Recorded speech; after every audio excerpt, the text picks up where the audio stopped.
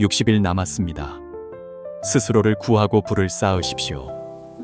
미국 정부가 경제가 곧 침체될 수 있다고 말할 때, 미 연준이 경기 침체는 관세 때문이라고 말할 때, 주식의 현인 워렌 버핏이 관세가 미국 달러 가치를 증발시킬 것이라고 말할 때, 브리지워터 펀드의 거물들이 통화 정보가 붕괴되고 있다고 말할 때, 글로벌 채권왕이 미국 채권이 대규모로 매도될 것이라고 말할 때, 조지 소로스의 투기 그룹이 미국이 공매도당하고 있다고 말할 때, 즉 손짓 하나로 전 세계를 잿더미로 만들 수 있는 이들 각자가 일제히 미국이 빠르게 붕괴를 향해 가고 있다고 말할 때, 그리고 실제로 미국 주식, 미국 채권, 미국 달러가 모두 동시에 급락할 때, 그렇다면 이번에는 미국이 정말로 게임 오버 직전일까요?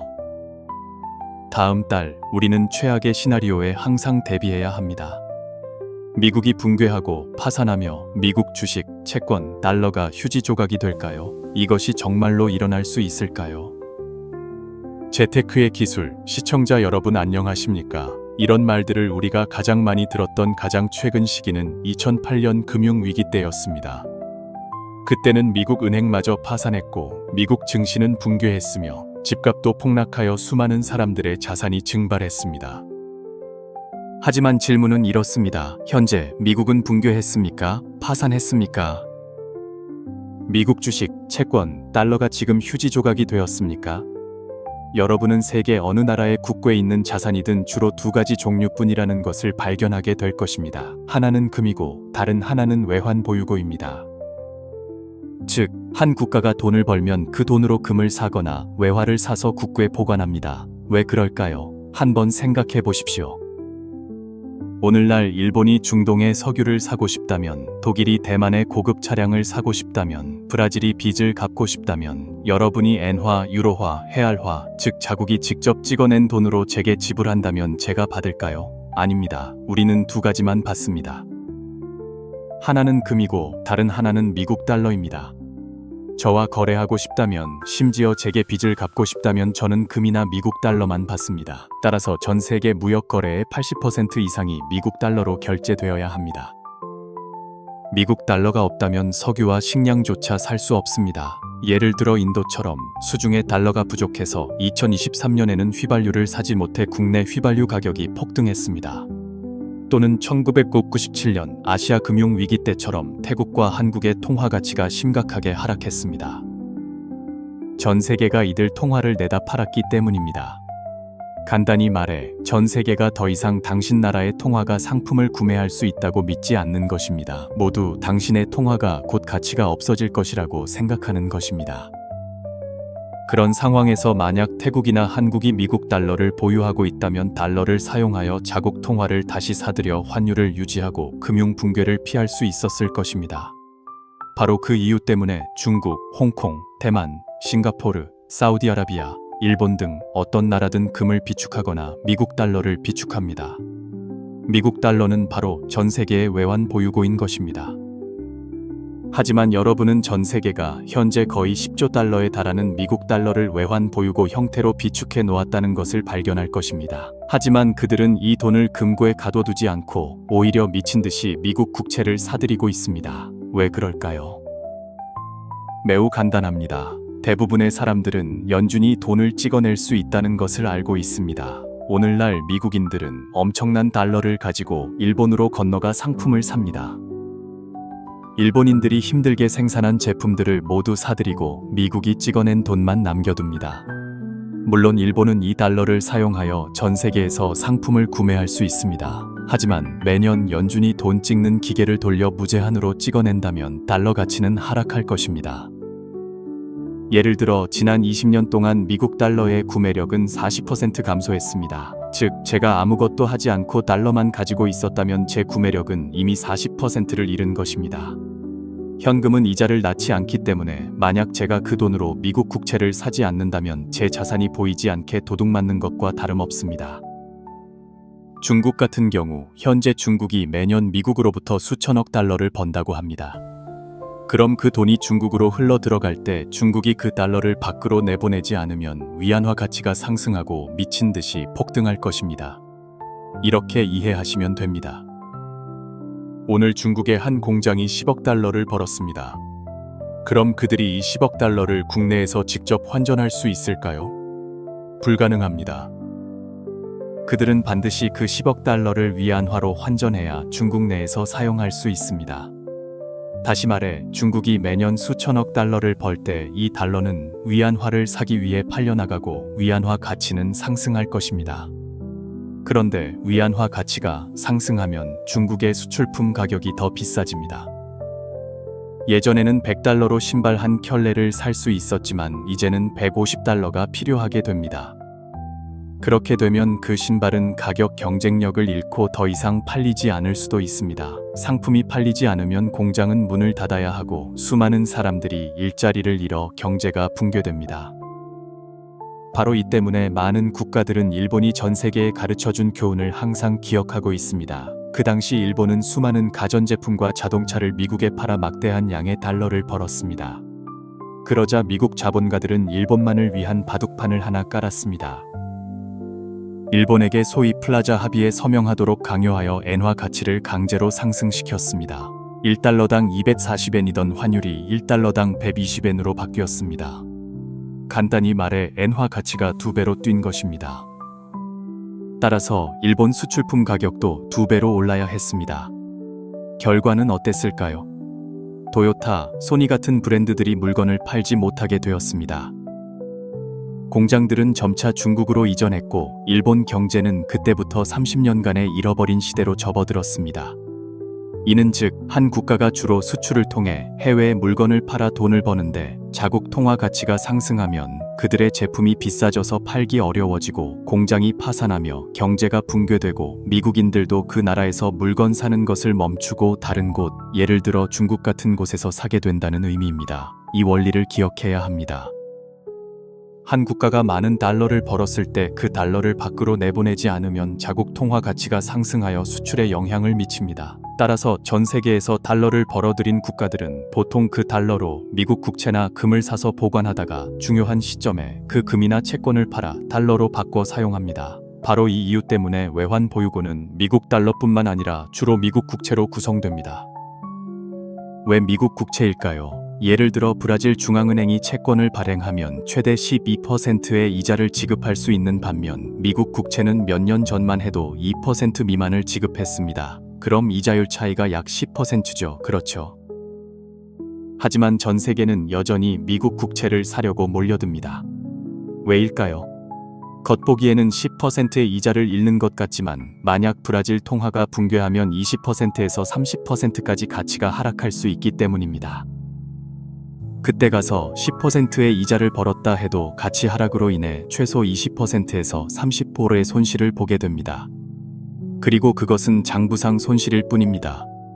브라질 통화가 실제로 붕괴하면 만약 당신이 브라질 통화를 대량으로 보유한 국가라면 팔 수도 없게 됩니다. 그럼 미국 국채를 사지 않는다면 영국, 독일, 일본의 채권이 미국 채권보다 안정적이라고 생각하십니까? 그렇기 때문에 많은 사람들이 미국이 곧 붕괴할 것이라고 말하지만 미국이 파산할까요? 사실 미국은 파산할 수 없습니다. 예를 들어 오늘 우크라이나가 수조 달러를 빌렸는데 갚을 능력이 없다면 이 나라는 파산할 수 있습니다. 그때 우크라이나의 주식, 통화, 채권은 모두 휴지 조각이 될 수 있습니다. 왜냐하면 우크라이나는 미국 달러를 찍어낼 수 없기 때문입니다. 하지만 미국이 빌린 돈은 미국 달러입니다. 바로 전 세계가 거의 10조 달러를 보유하고 있는 준비 통화입니다. 그런데 달러는 바로 미국 연준이 매년 찍어냅니다. 그렇다면 그들이 어떻게 파산할 수 있겠습니까? 그래서 미국인들도 매우 분명하게 말합니다. 미국의 국방비는 자신들이 직접 돈을 내는 것이 아니라 전 세계가 대신 내주는 것이라고. 왜냐하면 전 세계가 미국에 돈을 빌려주고 미국은 돈을 찍어내기만 하면 빚을 갚을 수 있기 때문입니다. 이것이 바로 달러 패권입니다. 어떤 사람들은 시대가 예전과 달라졌다고 말합니다. 즉, 미국이 잿더미 속에서 부활하려 한다는 것입니다. 글로벌 금융 위기를 촉발시켜 자신들이 가장 빨리 경제를 회복하는 국가가 되고 전 세계를 바닥으로 끌어내리되 미국은 다시 정상에 서려는 것입니다. 간단히 말해 그들은 자신의 경제라는 집을 폭파시켜 더 강한 새 집을 지으려는 것입니다. 많은 사람들이 이 이야기를 믿지 않습니다. 왜냐하면 앞으로는 달러를 쓸 필요가 없고 유로화나 위안화를 쓸 수 있다고 생각하기 때문입니다. 즉, 미국이 예전처럼 전 세계의 목을 조를 수 없을 것이라는 것입니다.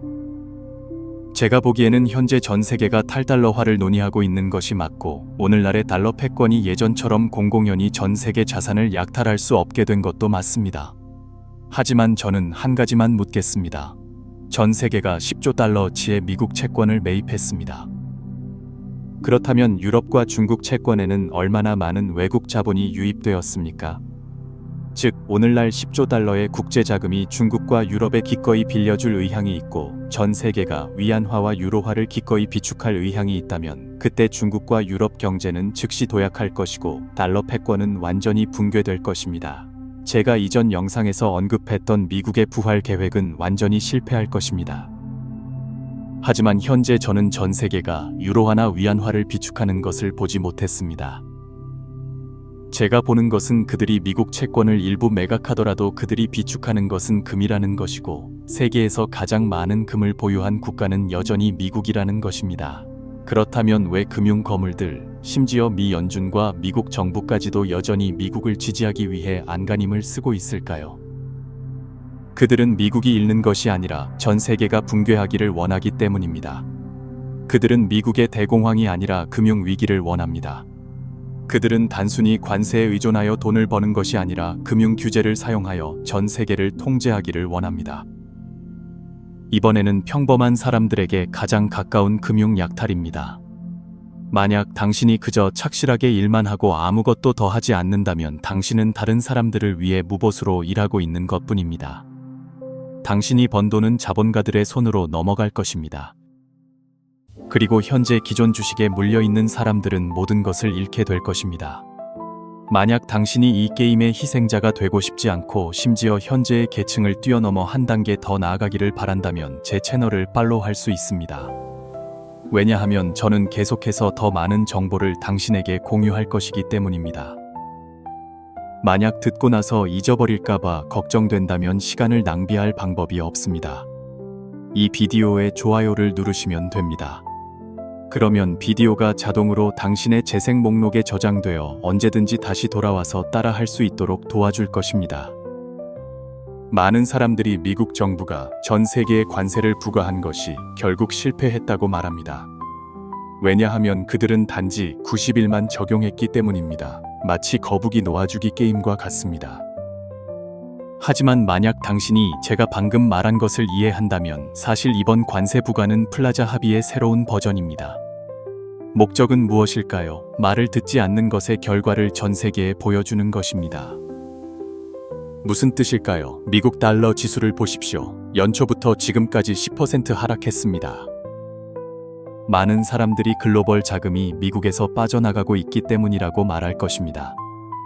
모두가 달러를 팔고 있어서 달러 가치가 그렇게 하락했고 미국도 큰 손실을 입었다고 말입니다. 하지만 정말 그럴까요? 제가 이전 비디오에서 말했습니다. 달러 하락은 미국에게는 오히려 좋은 일입니다. 간단히 말해 올해 그들은 수천억 달러의 채권을 갚아야 하는데 달러 가치가 하락했으니 그들이 실제로 갚아야 할 돈도 줄어든 것 아닙니까? 동시에 이것은 글로벌 주식 및 채권 위기를 야기합니다. 미리 주식을 팔고 현금을 보유하고 있던 자본가들은 폭락한 자산을 싸게 다시 살 기회를 얻게 되지 않겠습니까? 그리고 미 연준은 명실상부하게 돈을 풀어 시장을 구제할 수 있습니다. 이런 일들은 직접 확인해 보십시오. 더 이상 말하지 않겠습니다.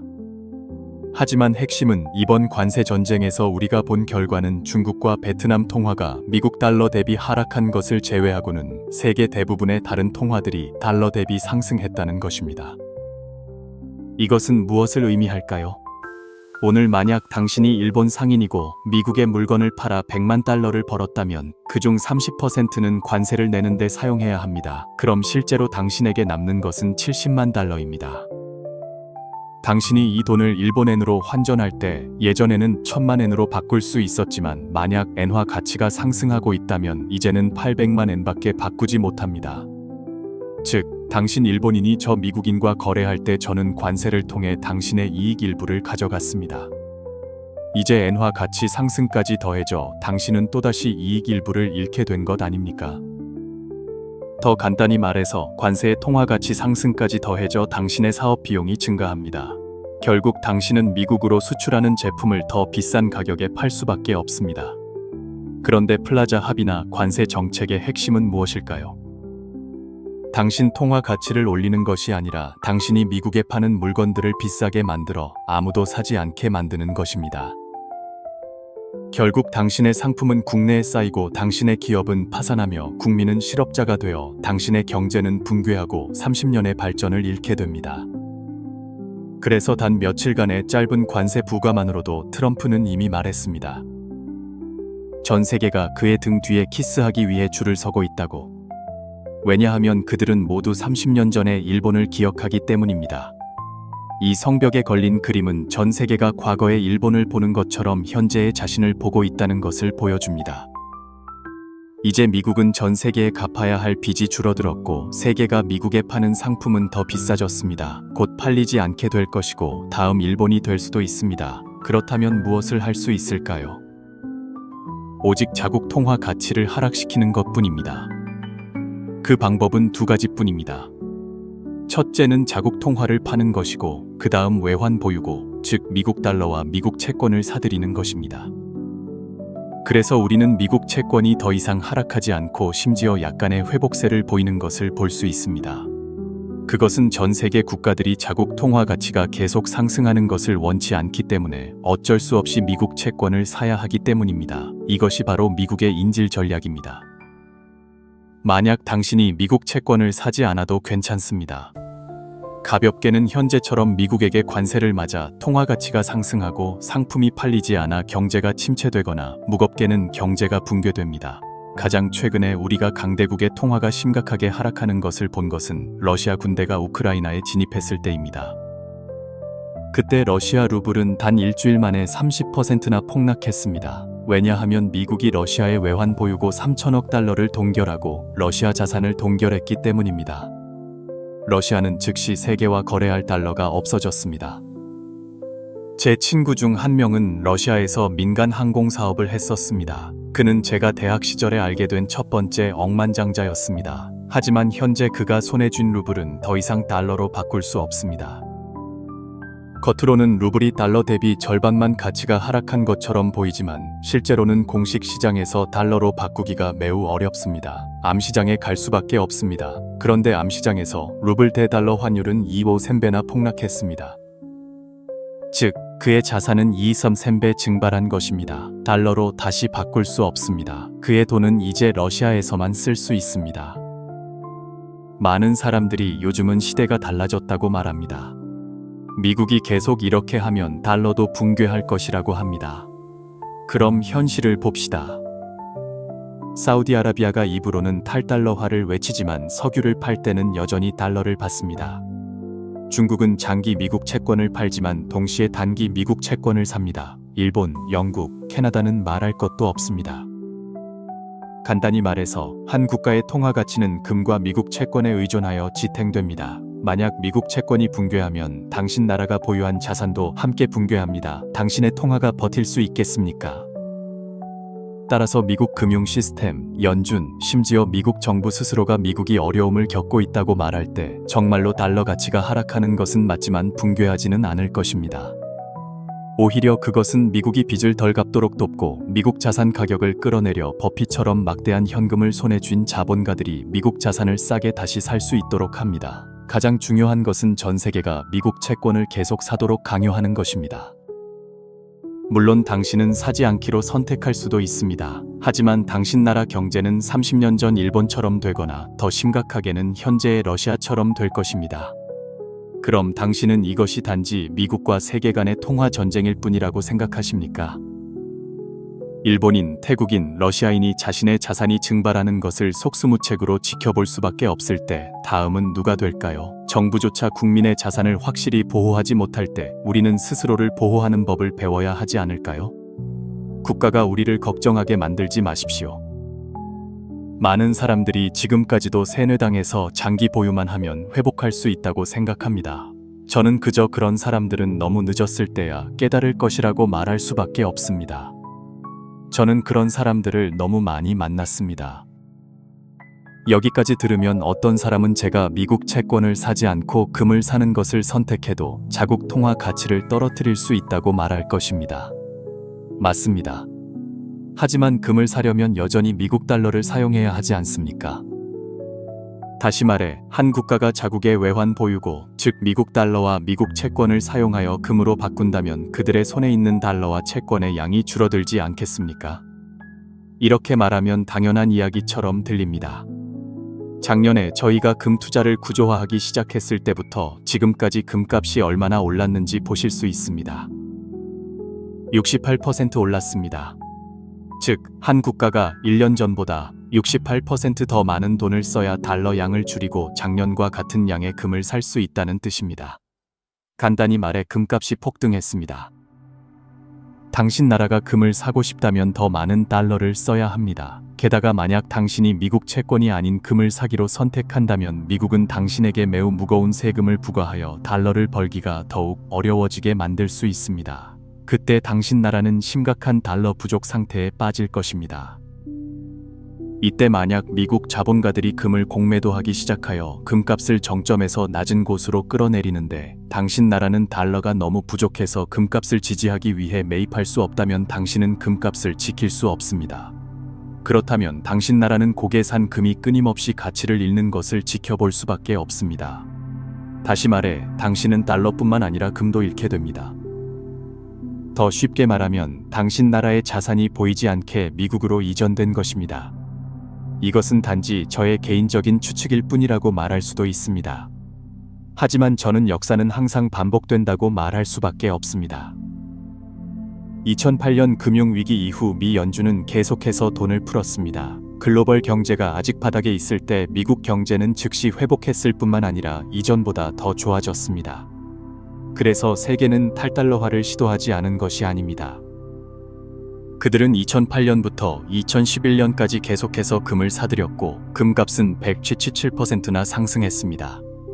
그때 미국 자본가들은 비웃으며 즉시 지시를 내렸습니다. 골드만삭스는 신성한 지시를 받고 금에 대한 비관적인 내용의 첫 번째 보고서를 발표하여 금값이 30% 급락할 것이라고 예측했습니다. 그 직후 월스트리트 전체가 경쟁적으로 금에 대한 부정적인 보고서를 쏟아내며 의도적으로 공황 상태를 조성했습니다. 이것이 바로 공매도 계획의 첫 번째 단계였습니다. 두 번째 단계, 월스트리트는 전 세계적으로 금을 대량 매도하여 신속하게 금값을 폭락시켰고 전 세계가 월스트리트 말이 맞았구나. 금은 정말로 붕괴하고 있구나 라고 생각하게 만들었습니다. 그래서 전 세계도 따라 팔기 시작하여 하락 추세를 형성했습니다. 단 한 달 만에 금값은 10% 하락했습니다. 금액의 10% 하락은 큰 폭락입니다. 이때 스위스 은행도 더 이상 참지 못하고 보유하고 있던 금을 모두 팔아치우고 싶어 했습니다. 하지만 그 직후 그들은 공매도의 세 번째 단계에 들어섰습니다. 월스트리트는 계속해서 손을 썼습니다. 2012년 금 선물 시장이 막 열리자마자 단 1분 만에 시장은 300톤에 달하는 금 공매도 주문을 받았습니다. 반면 전 세계는 1년 동안 약 1,700톤의 금만 생산하는데 단 1분 만에 누군가가 300톤을 팔았습니다. 실제로 월스트리트의 공매도 세력은 그 300톤의 금을 가지고 있지 않았습니다. 그들은 단지 증거금을 내고 공매도 주문을 실행하여 금값을 계속 폭락시켰습니다. 그 불길은 다시 더욱 격렬하게 타올랐습니다. 더 많은 사람들이 금을 팔아 금값이 끌어내려지도록 하십시오. 이때 금값은 정점에서 45% 폭락했습니다. 그때 전 세계 국가들과 투자자들은 이를 악물고 싼값에 금을 팔아 상승하고 있는 미국 달러와 미국 채권으로 바꿀 수밖에 없었습니다. 그리고 미국 자본가들은 금에서 미국 채권으로 돈을 되돌렸을 뿐만 아니라 금을 공매도하고 이 달러 파동 속에서 이익을 얻을 기회를 최대한 활용했습니다. 가장 중요한 부분은 여기입니다. 간단히 말해서 현재 미국은 전 세계에 관세를 부과하여 글로벌 증시를 붕괴시키고 세계 대부분의 통화 가치를 상승시키고 있습니다. 그렇다면 당신에게는 세 가지 선택지가 있습니다. 첫째, 어떤 종류의 자산도 사지 않고 자국 통화 가치가 계속 상승하도록 내버려둔 다음 일본처럼 30년을 잃게 될지 지켜보는 것입니다. 둘째, 말을 듣고 미국 채권을 사는 것입니다. 셋째, 금을 산 다음 금값이 최고조로 올랐다가 폭락할 때까지 기다린 후 결국에는 다시 미국 채권을 사야 합니다. 중요한 것은 당신이 미국 채권을 사든 금을 사든 미국은 여전히 2008년처럼 글로벌 금융 위기를 주도적으로 촉발할 수 있다는 것입니다. 그런 다음 미 연준 FED은 대차대조표를 확장하고 무제한으로 돈을 풀 명분을 갖게 됩니다. 새로 찍어낸 이 돈은 미국 자본가들에게 거의 제로 금리로 대출되어 그들이 바닥 가격에서 미국 자산을 사들이고 자산 가격을 다시 끌어올리도록 할 것입니다. 이때 미국은 금융위기 이후 세계에서 가장 먼저 회복하는 국가가 될 것입니다. 글로벌 자금은 피난처를 찾아 미국 채권이나 미국 증시로 몰려들 것입니다. 글로벌 자산은 계속해서 폭락할 것입니다. 관세까지 더해져 전 세계는 경기 침체에 빠질 것입니다. 그때 미국 자본가들은 정점에서 미국 자산을 현금화한 다음 전 세계에서 헐값에 팔리고 있는 자산을 사들일 것입니다. 결국 미국은 잿더미 속에서 부활할 것이고 전 세계는 다시 미국 채권, 미국 달러, 미국 주식을 사기 위해 경쟁할 것입니다. 전 세계의 헐값에 팔린 자산은 다시 미국 자본가들의 손으로 돌아갈 것입니다. 따라서 당신은 이번에는 이전과 다를 것이라고 도박할 수 있습니다. 전 세계는 미국의 계획이 실패할 것이라고 도박했습니다. 하지만 저는 당신에게 이렇게 말할 수밖에 없습니다. 모든 사람이 미국 채권과 달러를 사지 않더라도 전 세계는 여전히 금을 사고 있습니다. 현재 미국 달러를 대체하여 외환 보유고가 될 수 있는 통화는 아직 없습니다. 미국 채권이든 금이든 모두 달러로 거래되어야 합니다. 금이든 채권이든 이 두 가지 자산을 가장 많이 보유한 국가는 여전히 미국입니다. 그리고 세계가 아무리 탈달러화를 시도하더라도 금융위기가 발생하면 오직 미 연준만이 대차대조표를 확장하고 돈을 찍어 시장에 풀 수 있습니다. 다른 국가들은 충분한 외환 보유고가 없으면서 미국을 따라 대차대조표를 확장하고 돈을 찍어내면 그들의 통화는 휴지 조각이 될 뿐입니다. 많은 사람들이 다가오는 위기를 피하기 위해 무엇을 할 수 있는지 묻습니다. 솔직히 말해서 전 세계조차 이 위기를 피할 수 있을지 확신하지 못하는데 저 같은 작은 존재가 무엇을 할 수 있겠습니까? 이것은 상인이나 투자자가 관심을 가질 문제가 아닙니다. 저는 단지 여기서 제가 본 것을 공유하고 같은 생각을 가진 사람들에게, 형제자매들에게 상기시켜 줄 수 있을 뿐입니다. 제가 단지 작은 존재이기 때문에 위기가 닥쳤을 때 저는 제 작은 이점을 발휘할 수 있습니다. 그것은 거물들보다, 금융기관보다, 심지어 국가보다 자산 배치에 있어 더 유연하다는 것입니다. 그들이 코끼리라면 우리는 쥐입니다. 이것이 바로 제가 결코 자산을 장기 보유하지 않는 이유이기도 합니다. 예를 들어, 저는 미국이 금값을 올렸다가 다시 내릴 것을 알지만 여전히 금을 살 수 있습니다. 왜냐하면 금값이 급등할 때 저는 매수하여 이익을 얻을 수 있고 금값이 폭락할 때는 공매도하여 이익을 얻을 수 있기 때문입니다. 하지만 거물들이나 국가는 어떻습니까? 그들은 대규모 자본으로 투자하기 때문에 일찍 사서 일찍 팔아야 합니다. 결국에는 제때 사지도 못하고 제때 팔지도 못합니다. 심지어 사지 못하거나 팔지 못할 수도 있습니다. 그래서 저는 작년부터 이미 금과 비트코인 배치를 시작했고 지금 전 세계가 증시와 채권이 폭락하는 것을 목격하고 있을 때 오히려 그것들은 급등했습니다. 그럼 제가 지금 해야 할 일은 시장을 관찰하며 미국이 정말로 금값을 끌어내리는지 보고 나서 계속 보유할지 아니면 천천히 철수할지 결정하는 것입니다. 제가 해야 할 일은 얼마나 팔고 얼마를 벌지 선택하는 것이지 지금 많은 사람들처럼 저에게 그들의 주식이 자본에 묶여 있는데 이제 어떻게 해야 하냐고 묻거나 금값이 이렇게 올랐는데 더 사야 하냐고 묻는 것이 아닙니다. 보셨습니까? 왜 우리의 선택이 그렇게 다른지. 왜 당신은 그렇게 수동적인지? 그것은 바로 당신이 자신의 작은 이점을 활용할 줄 모르고 오히려 장기 보유하려고 애쓰며 손안의 돈을 스스로 동결시키기 때문입니다. 시장은 변동성이 클 뿐만 아니라 금융위기가 발생하면 쓰나미가 될 것입니다. 그때 당신은 그저 수동적이고 무력하게 저에게 이제 어떻게 해야 하냐고 물을 수밖에 없습니다. 왜냐하면 이 시점에서 당신의 모든 결정은 당신이 감당할 수 없는 결과를 수반하기 때문에 당신은 그 책임을 저에게 떠넘기기를 바라는 것입니다. 하지만 저희는 추세를 따를 줄 알기 때문만이 아니라 유연하게 대응하기 때문입니다. 가장 중요한 것은 저희에게는 명확한 계획이 있기 때문입니다. 이익을 얻을 때는 얼마를 벌어야 충분한지, 손실을 볼 때는 최대 얼마까지 손실을 감수할 수 있는지가 한계입니다. 따라서 다음 시장 진입 기회를 놓치고 싶지 않다면 당신이 해야 할 일은 미리 준비하고 당신과 저의 관점을 통일하며 저의 전체적인 사고방식과 투자 방법을 명확히 파악한 다음 그것을 당신 자신의 것으로 전환하는 것입니다. 저에게 책임을 떠넘기는 것이 아닙니다. 최근 상황은 점점 더 혼란스러워질 뿐입니다. 하지만 시간 제약상 오늘 영상은 여기서 마쳐야겠습니다. 저는 부자가 되고 기업가, 투자자가 되며 경제적 자유를 얻는 방법에 대한 정보를 무료로 공유합니다. 놓치고 싶지 않다면 제 채널을 구독하고 알림 벨을 누르고 영상을 널리 공유해 주시길 권합니다. 이 영상에 좋아요를 눌러주신 형제자매님들이 빨리 경제적 자유를 얻으시기를 축복합니다. 오늘 제가 공유한 내용 중에서 당신에게 유익한 한두 마디를 찾아 당신의 삶에 도움이 될 수 있다면 저는 이미 소원을 이룬 것입니다.